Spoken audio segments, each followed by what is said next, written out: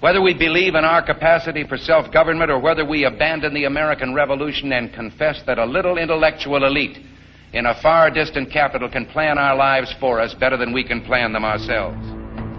Give us more authority and more ability. All of this talk about rules, we make them up as we go along. A government can't control the economy without controlling people.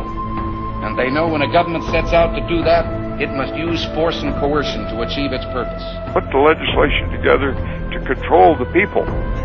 We go through the gate's closed, we'll go over the fence is too high, we'll pole vault in. If that doesn't work, we'll parachute in, but we're going to get health care reform passed. They also knew, those founding fathers, that outside of its legitimate functions, government does nothing as well or as economically as the private sector of the economy.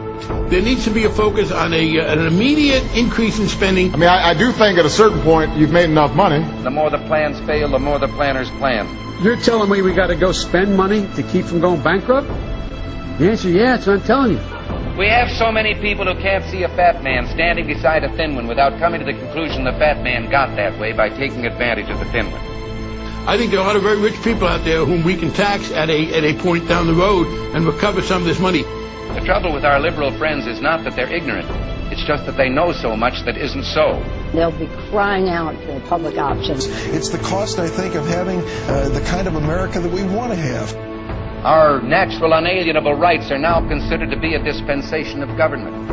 And freedom has never been so fragile, so close to slipping from our grasp as it is at this moment. I don't worry about the Constitution on this, to be honest. What good is reading the bill if it's 1,000 pages? You have to pass the bill so that you can find out what is in it. Those voices don't speak for the rest of us. We'll preserve for our children this, the last best hope of man on earth. There have been times where America's shown arrogance. Well, I think it's time we ask ourselves if we still know the freedoms that were intended for us by the founding fathers.